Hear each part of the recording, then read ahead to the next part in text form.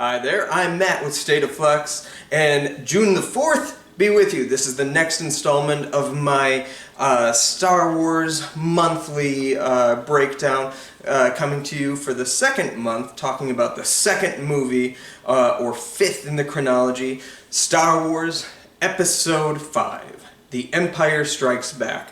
This is the crown jewel of the Star Wars franchise. I think it's sort of inarguably recognized as the greatest Star Wars film for a multitude of reasons, and I'll get into them shortly. This is one that I had kind of a weird relationship with. Sorry, that was my cat, if you heard the little and then the pounce sound. This is a weird one. I had a kind of funky relationship with in that when I was very, very young, this is kind of the movie that I skipped. I would repeatedly watch A New Hope, and I would repeatedly watch Return of the Jedi. This is the one that I would watch occasionally, but this was not my favorite of the bunch. However, as time went on, and as I expanded my knowledge of sort of film making and technique and all sorts of stuff, this quickly became my favorite Star Wars movie, as it did sort of for many. The reasons are multitudinous, namely like the quality of writing is a huge step up from the previous film.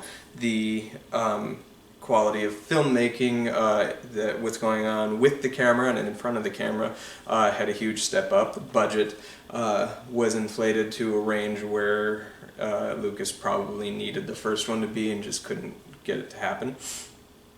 So yeah, as time went on, this quickly ascended to become my favorite Star Wars. There's 3 films that I kind of go back and forth of the whole 12-film lineup as to my favorite Star Wars movie. This is one of them. The previous film, the 4-star, which I didn't mention last time, but A New Hope is a 4-star movie. Hope and this one kind of go back and forth as being my favorite, along with one other one, which we'll talk about months from now. Okay, so what makes Empire Strikes Back so great? I think it can be broken down into a couple of things. Story theme as well as characterization, and then the visual language of Star Wars and what it came from this. So I'm going to talk specifically about those areas. Let's start with characterization though. So this film picks up about a couple of years maybe after A New Hope. Luke has been at it for a while, intensifying his knowledge of the Force. And the Rebel Alliance has had their first great victory with that explosion of the Death Star, and they've been fleeing since, winning micro battles, but this is where the Empire steps up its game, and Vader is on a quest to find the boy who destroyed the Death Star. And that's kind of what you need to know. The film separates the core group. Luke and R2 go one way, 3PO and Han Leia Chewie go another way.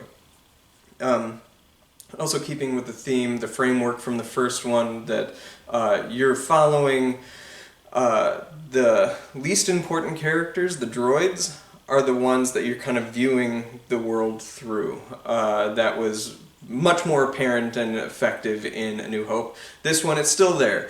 3PO is the visual audience insert, sort of narrating the events that's unfolding before his eyes on his journey, R2 on Luke's.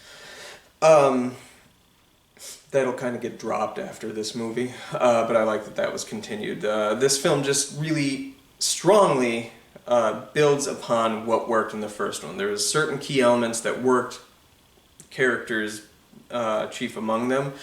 This film strengthens what worked and kind of abandons a little bit what didn't. Luke continues his knowledge of the Force. He does so by meeting a brand new character. Clearly, Obi-Wan wasn't necessarily supposed to die in the first Star Wars movie, and you needed that character, so they had to insert another character, one who trained Obi-Wan, kind of, with the character of Yoda, who I drew a little picture of. Look how cute. He is this... Luke is told that he's this brilliant warrior, this exceptional Jedi. So the knowledge of this exceptional Jedi, confronted with the reality of what this Jedi looks like, is beautifully played out in front of the film. And also kind of weirdly is analogous of what people will eventually have problems with in later Star Wars movies. The expectation of the Luke that would come later versus the reality of the Luke that you get later. People lost their mind! However, it kind of can be distilled to this moment in this movie where Luke is confronted with the reality of a true brilliant Jedi warrior with Yoda. Everything is the opposite of what you expect when you hear or imagine of this great Jedi that trained Obi-Wan. Yoda is a tremendous character. I like that he spends some time just messing with Luke, sort of testing him in the most basic level to see if he's even worthy of the training, for fear of creating a mirror to what came before with his father. This film is going to have spoilers. I think I spoiled it a little bit with the title, but spoilers for a 41-year-old movie. But the use of Yoda is brilliant.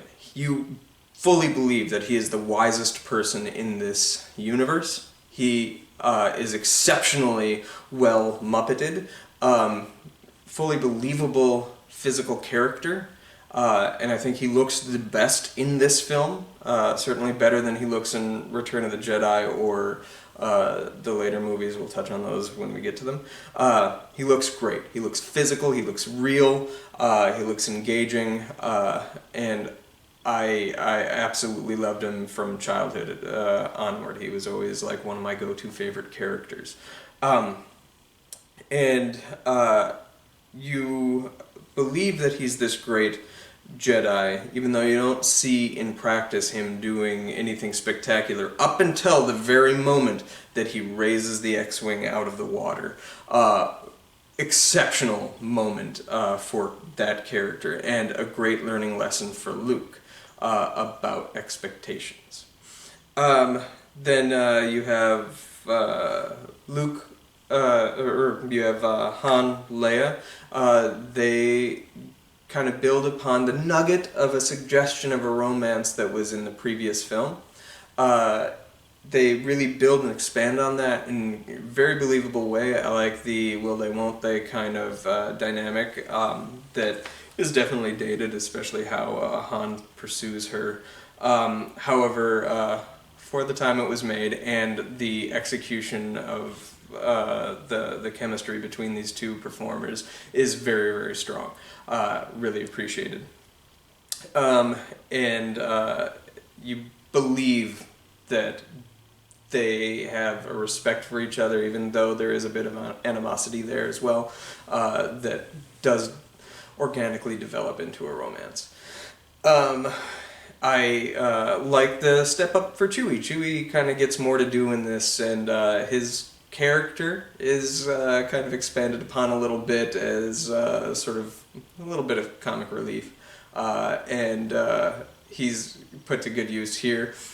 He has one of the strongest moments when Han is captured and about to be frozen, or the threat of him being frozen is present. I like how Chewbacca breaks out in a rage and starts to try to attack and save his buddy. I thought that was a beautiful moment. Then you have 3PO, who amps up his comic relief, and he's at his funniest in this movie, I think. And then the introduction of the character of Lando, who is clearly there solely as a posit just in case Harrison did not want to come back. And that's kind of obvious. He has the exact same story arc that Han had from the first movie. He is just Han 2.0. And it's interesting, if you read the making of Star Wars originally, Harrison Ford, he was certainly in contention to be Han Solo, but Lucas was the one that was resistant to have him a little bit, because he wanted all fresh faces, and he'd already worked with Harrison on American Graffiti, and he was looking into casting a black actor.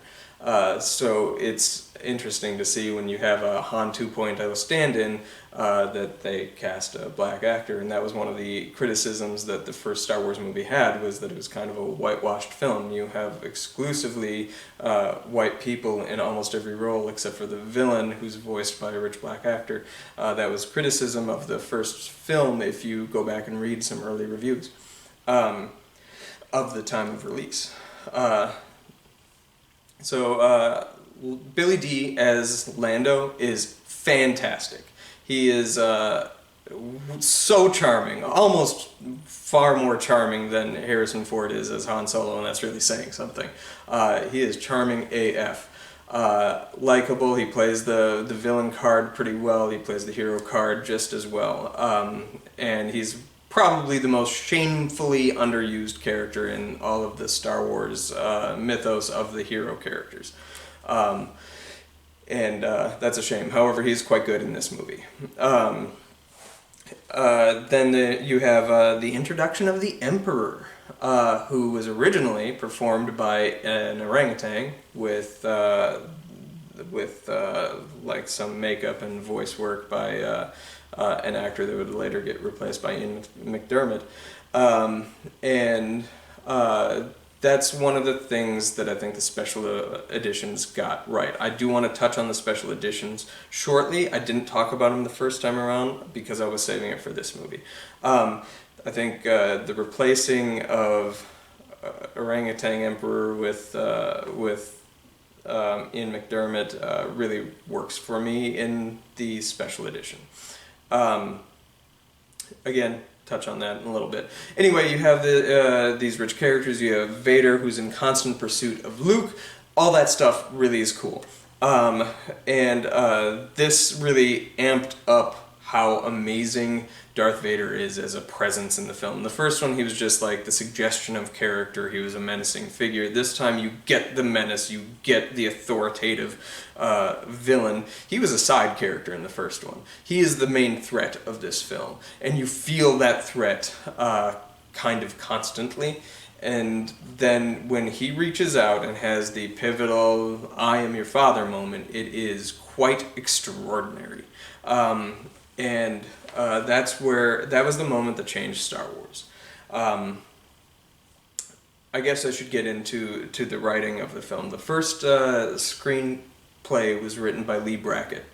And there was elements of the screenplay that Lucas liked, but a lot of it fell flat for him. So that's when he brought on his soon-to-be working partner, Lawrence Kasdan, to write the second draft.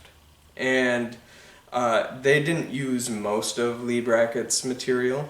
There was some stuff that would later get utilized in other films. Rogue One uses the Vader castle, which was going to be a main element of this film. That ended up getting used on the Mustafar scene in Rogue One. So they've gone back and cycled through some of what she had written, but she passed away and could not do another draft, so Lawrence Kasdan came in and fleshed out and made this film what it is. Stepping up the dialogue. The dialogue, I think, is some of the weakest elements of the first one. As iconic as some of it is, it's also pretty weak and unintelligible. People don't speak like that. This film has characters speaking as human beings would, and that's kind of fun and refreshing. You still get like the alien concepts such as nerf herders and stuff like that, but like people engage as human beings, which kind of this one and Return of the Jedi are the last time you're going to see that for quite some time. And I think Lawrence Kasdan needs to get props, especially for developing that Han-Leia dynamic that is so fun and engaging to watch. But the film ends, the whole film is built around Luke wanting to avenge his father, which is not necessarily a Jedi trait, which is one of the things that gives Yoda trepidation about training him, because he sees a mirror there. And then Luke's ultimate discovery of who his father was, that Vader did not kill his father so much as is his father, and because he went from being a Jedi to a Darth, to a Sith, that that in doing so kills the Jedi that once was. All this will get explored later, but that twist, that is the core thing that changed Star Wars for the better and for the worst. It is an expansion of the idea that Luke wants to go to the stars to become the great thing that his father was. And the sudden, harsh reality that this heroic figure that you've idolized, not even knowing who this person was, did some pretty horrible and egregious things, and is your main villain. That was kind of a powerful statement in this film, and an interesting motif that is pulled from mythology of yesteryear. I think it works exceptionally for this film, for this movement, and for this trilogy. What I do think happened is that by doing the I am your father moment, you created a lineage issue, where this is no longer about an everyman who can become a hero, everybody has it, and the Force is in everybody, as Obi-Wan stated in the first one. The Force is a living thing that is in all living things, suggesting that everybody has access to the Force on some level. It's just a religion, whether they choose to engage with or not. Han is one that doesn't believe in it, so he is unable to become a Jedi kind of thing. I think in Lucas's original incarnation, that is kind of the reading of the Force. It's in everybody. You just choose to utilize it or not. And Luke goes on the journey to engage with the Force, and through his use of the Force, he blows up the Death Star, and yay, he did chase after and become a little bit of what his father once was. This film ties it down into lineage, and this lineage problem is something that will never, ever be fixed from Star Wars. That is the thing that Star Wars has become, and has kind of pulled it apart, like seam by seam, throughout all the rest of the narrative. I think it works wonderful in this trilogy, and I think it's important to dive into for the prequel trilogy, and certainly a motif that should be addressed in the sequel trilogy. But what ends up happening in this moment kind of ruined Star Wars every bit as much as it made Star Wars as perfect as it was back in the day. So that's my little tangent. I want to move on to before I move on to the visual language of Star Wars, which I think is the most important thing for why this movie is as amazing as it is, even more so than the I am your father moment. I want to talk about the special editions very briefly. In 1997, for the 20th anniversary of the original release of Star Wars, and to see if there was ignited interest in making the audience out there kind of aware that the prequels were eventually going to be coming, a good testing ground for revitalizing special effects and stuff like that, and seeing if they could engage film effects with digital effects and all that stuff, they released the special editions, which Lucas went back and tinkered with all three of the original films, adding deleted scenes, fixing perceived mistakes and stuff like that. Everybody gets hung up, probably rightfully so, on the who shot first, Han or Greedo, and whatnot. I don't think all of the fixes were bad. I do think A New Hope has, because of its budgetary constraints, had the weakest look of the original three, even though one of its strengths is how it was photographed. I do think it just doesn't hold up to the other two in the trilogy. So going back and tinkering with some of that worked for me. What I didn't love was the addition of Han shooting first, or the Jabba the Hutt scene. You either do the Greedo scene or you do the Jabba scene. The two are essentially the exact same scene that establish the exact same things. There's no reason to have both, and that's why it originally landed on the cutting room floor. The only reason to put that back in there is that Jabba the Hutt becomes a major character later on. So you either do the Greedo scene, and if you're going to screw up the Greedo scene anyway, just remove that, lift it, and put in the Jabba scene. Anyway, when people bash the special editions, I get it. When looking at Hope and Jedi, makes sense. When looking at Empire Strikes Back, it doesn't make sense. I think every single fix in the 1997 and then later in the 2011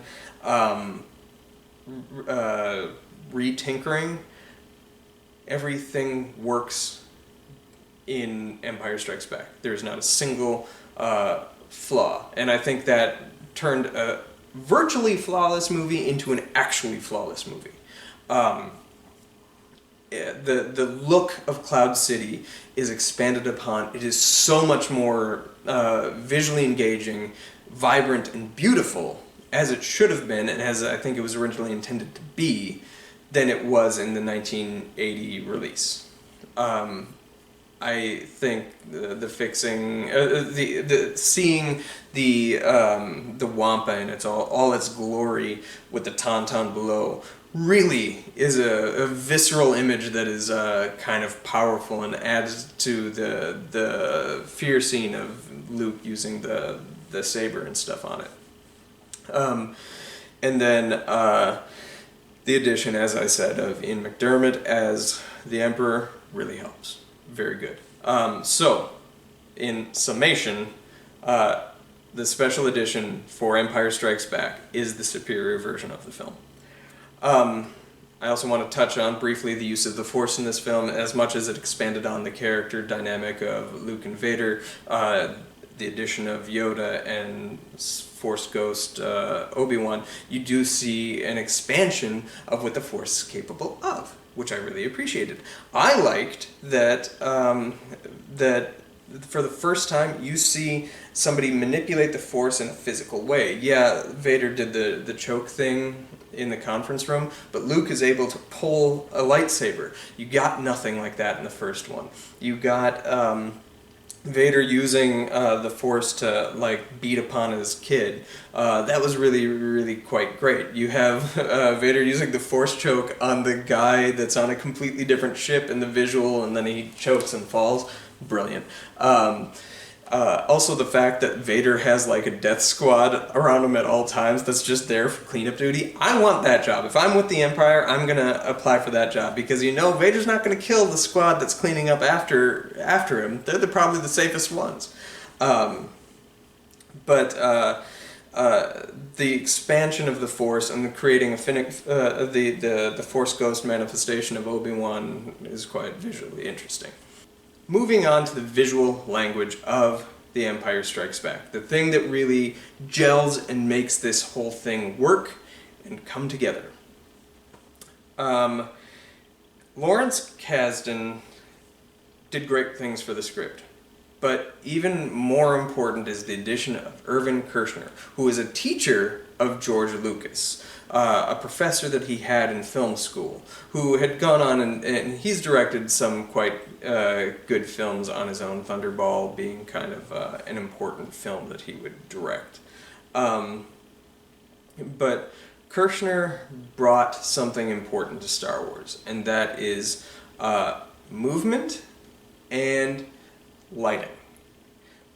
So, if you go back and watch A New Hope, the brilliance of it is the fact that the camera is pulled back, allowing you to see this alien world. That was a benefit of the time, but now that people are so immersed in the world of Star Wars is kind of a drawback, because at the end of the day, you got a beige-looking movie. Lucas used a lot of natural lighting, which you do so in the desert settings, which you do so on the Yavin settings, and the Death Star stuff is just kind of metallic-y gray anytime you're there. So it's a little visually uninteresting, or at least unappealing to look at.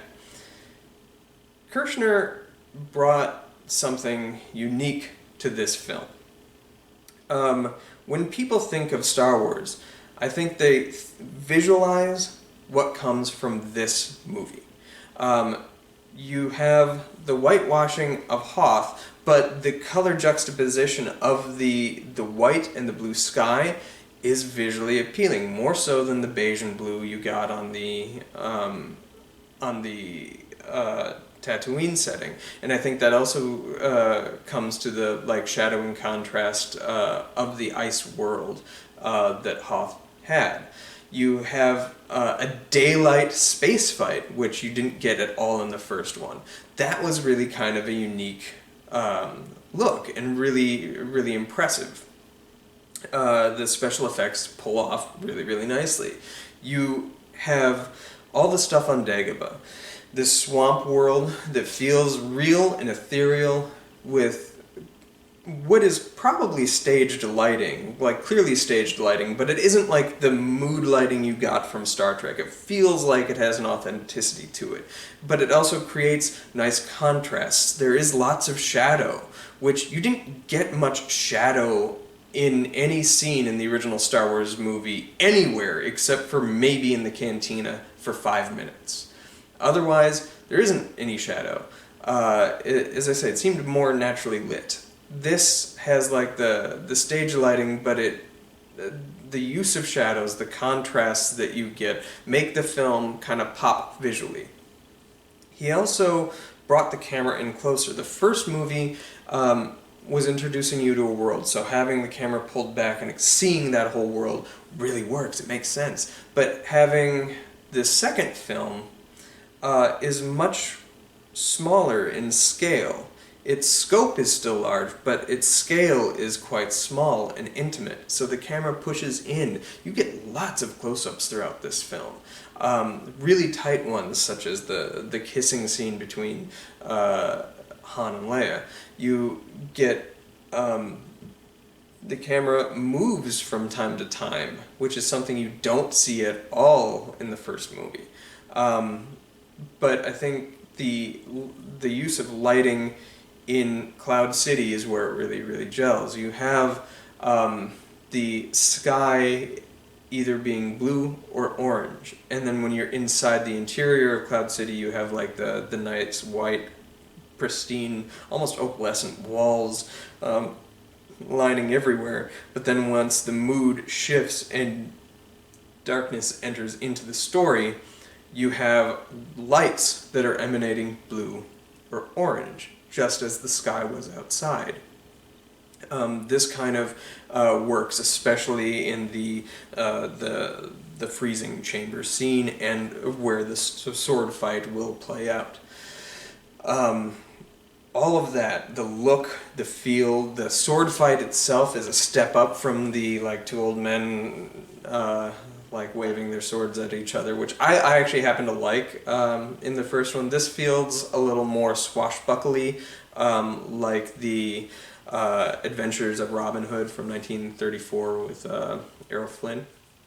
This lightsaber fight feels like the natural progression of the Errol Flynn swashbuckling to this kind of swashbuckling. This one has heart, it has meat. This probably is the greatest lightsaber fight. Maybe not the most impressive lightsaber fight. Certainly that would go to a movie I'm going to talk about if my math serves me right in October. But this one is the lightsaber fight that has the most meaning and sets up for the pathos-induced lightsaber fight in the next movie. I like that the decision to have Vader just be there to parry the blows. He's not the aggressor. And that's kind of the brilliance of the scene, especially when you deep dive into the character behind the mask. Vader is Anakin, and Anakin was seduced to the dark side through his emotive rage and stuff. His rage is what sends him into the dark side, and he extrapolates that throughout the scene from Luke. He's just there parrying the blows, encouraging his son to engage with that rage and fight back and stuff, because he of course knows that Vader killed his father. And it's just extraordinary how that scene is shot and lit, and the furiousness that Mark Hamill brings to it. Hamill really gets kind of sidelined for his performance, right? Nobody really, until the recent years, nobody really talked about how good he was in Hope or Empire. I think his progression from Hope to Empire is quite dramatic. He's really good in this. Still a little whiny at times, but he plays the emo side of Luke really well here. And ultimately, his like final couple scenes in this film, he loses that emo nature. And the scene where he's pleading with Obi-Wan, "Why didn't you tell me?" He is so good in that scene. You just read that the Luke that was before is gone. He doesn't have that in him anymore. Now he has a mission and a purpose that has been replaced, and we will see that unfold in the next film. Mark Hamill is a tremendous actor that we don't appreciate, and I think we should. Everybody turns to Harrison Ford and how magnetic he is on screen, and yeah, he is. But we need to be more appreciative of the Mark Hamill that we have. Carrie Fisher in Princess Leia is also quite good in this. However, I liked her characterization. In the first one, she was a little more of a fighter and stuff like that. She pulls it out at the end of this film a little bit again, but she's playing more regal Leia throughout most of this, and I'm fine with that. That's pretty cool. But I like the spunk that she had in the first one. She kind of loses her spunk across the trilogy. She gets it back for the sequels. But yeah, the use of lighting, I think, is a step up. I want to talk about what I think is the single greatest moment in this film. My favorite scene, and I want to hear what yours is too. I think this scene, the epic quality of this scene goes unsung, and that's a damn shame. It is a beautiful moment. Luke has made the decision, after getting the Force vision, to go visit Cloud City to rescue Han and Leia. He makes that decision. Obi-Wan and Yoda plead with him not to go. Luke goes. The X-Wing rises. And as it does, the use of lighting is at its strongest, because it works for character and for metaphor or meaning and whatnot. You have, bathed in whitish blue light, the ghost of Obi-Wan and Yoda as it rises out of frame. The frame goes black, and Obi-Wan says, "That boy is our last hope." Red light just hits Yoda. Obi-Wan has disappeared, and Yoda goes, "No, there is another." We would later find out that other he speaks of is Luke's twin sister, which could have been the intent. But once you watch the six-part trilogy, or two-part trilogy as a whole, the suggestion might not be Leia. The thing that I always read that as, like, certainly the text tells you, yes, it's Leia in the next movie. But once you find out the ending of this film and the ending of the next film, the other that Yoda might have been referring to, especially being bathed in red light, is the return of Anakin, which Obi-Wan fully believes can never return, which is why he is so ignorant of the fact that Anakin could ever be reformed from the dark side. And says that, well, obviously the person he was referring to is Luke's twin sister. The way that the end of this trilogy plays out, I'd like to believe that Yoda was referring to Anakin. The visual lighting technique kind of suggests that might be the case. It is open more for interpretation. And I think that scene is the strongest 30 seconds of this extraordinary movie, full of amazing scenes and great humor and stuff like that. So for me, Empire Strikes Back, 4-star easy movie. This is damn near perfect, with very few complaints, as you've heard me just like raving. I showed this one to my child too, and I asked her what she thought of the movie afterwards. The "I'm your father" moment was shocking for her. She didn't believe it at first. She was just like, what? And her 5-year-old mind was blown. That secret had been preserved, so these movies are designed and engaged for younger audiences, and watching, I encourage, if you get a chance, watch them with a kid. They're fun. She really loved the character of Yoda. That whole thing, like, surprise didn't play for her because she knew what Yoda looked like, and I wish I could have watched this when I was back before, like when it was in theaters the first time. Because I think everybody knows what Yoda looks like. Even I did at age 4 in 1990 or whatever it was, 89, 90. I already know what Yoda looked like, so I was like, why is this like guy messing with Luke? That surprise should be up there with the "I am your father" moment. But that surprised her. She really liked that Han Solo continued to be a good guy, and he kind of reformed himself. She didn't really like him much in the first one. She really likes Princess Leia. She was still completely indifferent to Luke. Wedge was still, like, she was so happy to see that Wedge was in this movie. He was her favorite character in the first one, which was weird and random. She liked the more things that Chewbacca got to do. She liked R2-D2. Chewie and R2 were two of her favorite things from the first one. She liked them in this. Her favorite character in this, though, was Bosk. It's unique. In each Star Wars movie up until Revenge of the Sith, her very favorite character in each one has been like just a super periphery character that is like almost meaningless to the story. This one, it was Bosk, and right after it ended, she's like, "Can I get a Bosk stuffed animal?" And I was like, "Honey, I don't know that they make a Bosk stuffed animal. I can get you an action figure," but she doesn't play with action figures. She doesn't much care about like dolls and stuff. She likes stuffed animals. So she was kind of disappointed that there's no Bosk stuffed animal. So I'm always on the hunt every Comic-Con I go. Anyway, she loved this film. It plays wonderful in a kid's eyes. This is among my favorite of my 3 favorite Star Wars movies. This is one of the 3 that I keep cycling out as my favorite. 4-star movie. It is perfect. What is your favorite moment in The Empire Strikes Back? Was there anything that you love about this movie that I didn't talk about?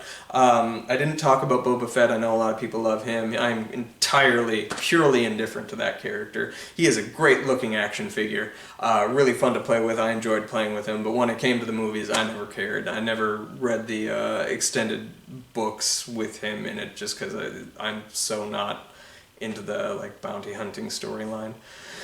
But we'll touch more on the character of Boba Fett later as we move on. What was your favorite thing about The Empire Strikes Back? And also, what is your favorite Star Wars movies? Drop that down in the comments below. And thank you for watching what I'm sure is an incredibly overlong video. Thanks and peace.